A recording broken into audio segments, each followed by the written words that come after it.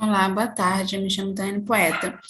Hoje eu vou falar um pouco sobre o projeto que estuda a análise da degradação do herbicida ácido 2,4-diclorofenoxiacético em vivo pelo inoculante agrícola à base de estirpes provenientes de solo, feito pelo Laboratório de Biotecnologia Sustentável e Bioinformática Microbiana e orientado pelo professor Ender. Mas antes de começar, eu queria falar aqui que eu não faço mais parte do projeto. Eu saí tem pouco tempo, então eu precisava apresentar uma última vez, né? Então, eu vou falar um pouco geral sobre o projeto. Queria dizer também que na época que a gente ia iniciar, né, os experimentos, a pandemia começou, então a gente também não tem nenhum tipo de resultado para apresentar agora, tá? Então, eu vou dar uma introdução geral, né? Vou falar sobre os agrotóxicos, o histórico deles e o que a gente busca com o projeto. Então, entre os anos 50 e 70, o mundo se encontrava em um cenário pós-guerra, onde grande parte da preocupação dessa época era com a fome, que estava cada vez mais crescente e se intensificou pós-guerra, tá?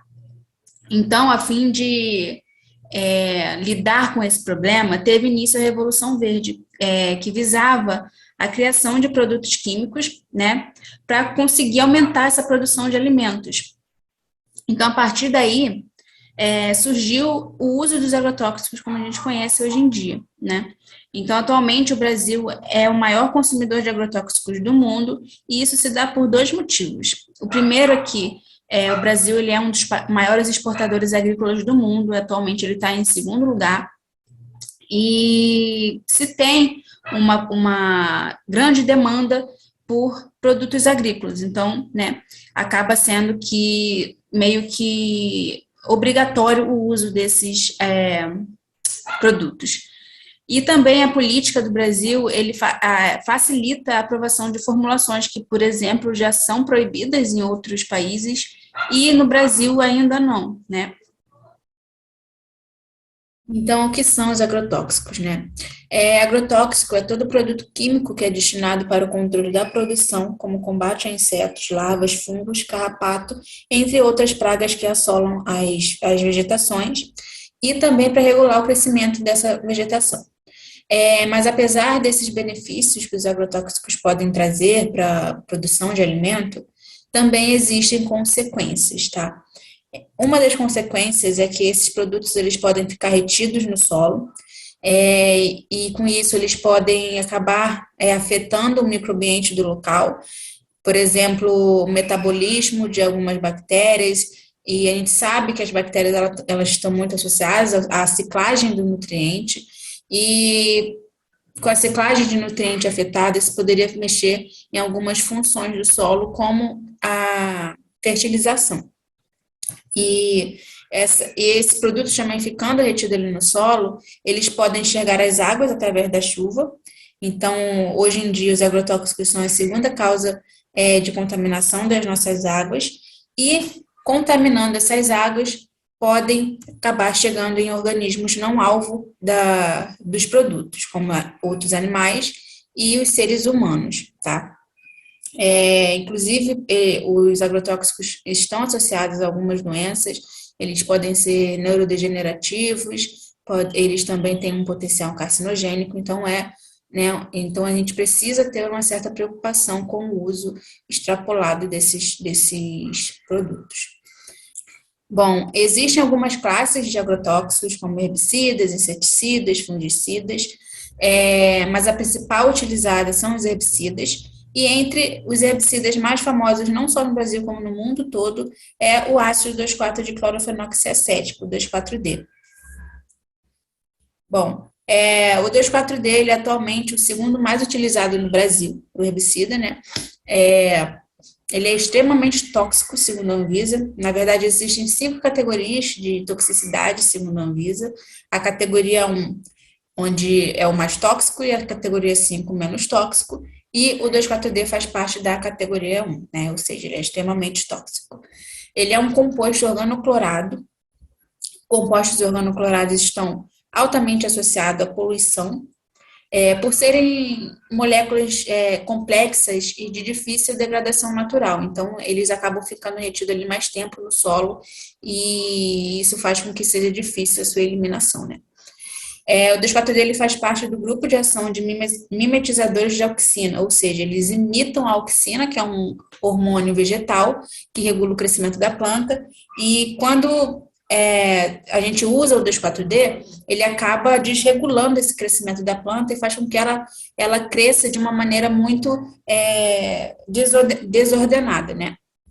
Isso acaba rompendo alguns tecidos e o rompimento desses tecidos acabam ativando outros mecanismos que também pioram a situação da planta e isso faz com que a planta morra.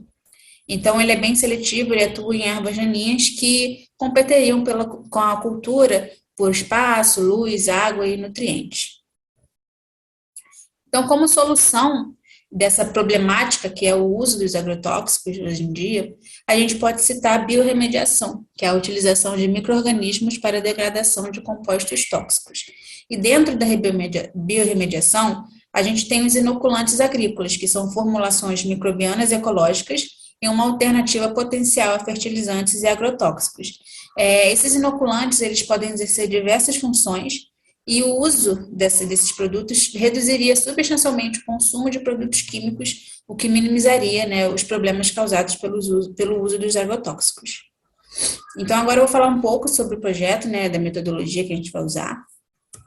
Então, nosso objetivo é avaliar a degradação do herbicida 2,4-D em vivo em casa de vegetação, utilizando inoculantes à base de Enterobacter, Bacillus e Ochrobactrum. E nos objetivos específicos, a gente tem quantificar a concentração do herbicida 2,4-D em vivo no período de 5, 10, 15, 20 e 30 dias, justamente para a gente conseguir ter um controle da concentração desse herbicida nesse período de tempo.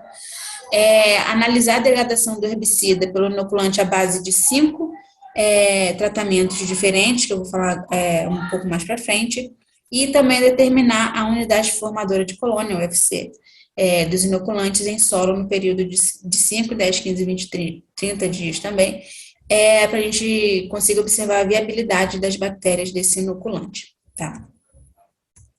Bom, para o tratamento dos solos, a gente vai ter 5 tratamentos diferentes. Um à base de Enterobacter, um outro tratamento à base de Ochrobactrum, um outro tratamento à base de Bacillus e outros 2 que serão consórcios, né, entre Bacillus e Enterobacter e Bacillus e Ochrobactrum. Teremos também 2 controles, que é o controle negativo, que é o solo puro, o controle positivo, com solo, que vai ser o solo só com 2,4-D, e aí iremos realizar, né, o experimento com 5 tratamentos diferentes. Iremos utilizar potes com solo de areia lavada estéril e os experimentos serão realizados no período de verão e inverno. Bom, para análise da degradação do herbicida, então, naqueles potes com tratamento, todos serão injetados 2,4-D, né? E aí nós pegaremos, após aqueles períodos, né? 5, 10, 15, 20, 30 dias, uma alíquota desse solo. Iremos botar em Eppendorf em solução, iremos centrifugar esse Eppendorf, onde a gente vai conseguir separar, né, o solo do sobrenadante, e a gente vai pegar esse sobrenadante e vai analisar por HPLC, e a gente vai conseguir ver ali a quantidade de herbicida que foi degradado.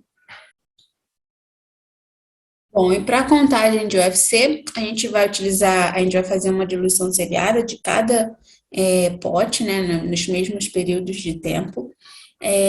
Iremos utilizar a técnica do drop plate, que consiste em pegar uma gota de 10 microlitros e fazer o crescimento em placa, né, do micro-organismo.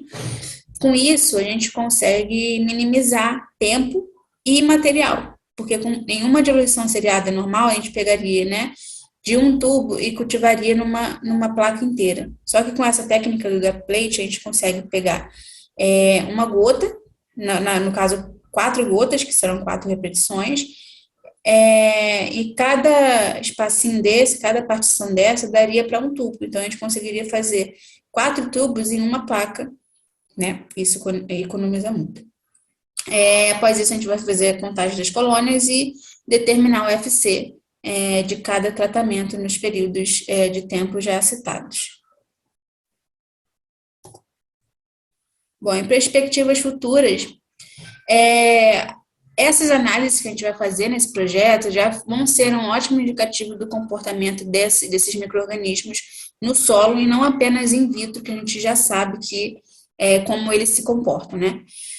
Então, a partir daqui, a gente vai poder analisar como as espécies bacterianas vão se comportar sozinhas e em consórcio. Mas, ainda assim, a gente precisa de outros experimentos para a gente saber como o inoculante vai se comportar no solo com plantas, como ele vai se comportar com outras bactérias que a gente sabe que tem no solo e em outros tipos de solo também. Então, o nosso grupo ele visa realizar, desculpa, realizar futuros experimentos em solos com plantas e nessas outras situações também, os solos que não sejam estéreis e outros tipos de solos, para análise mais completa, né, e posterior produção em alta escala. Então, essas foram as referências que eu utilizei para apresentar esse trabalho, para montar. Bom, é isso, e muito obrigada pela atenção de todos.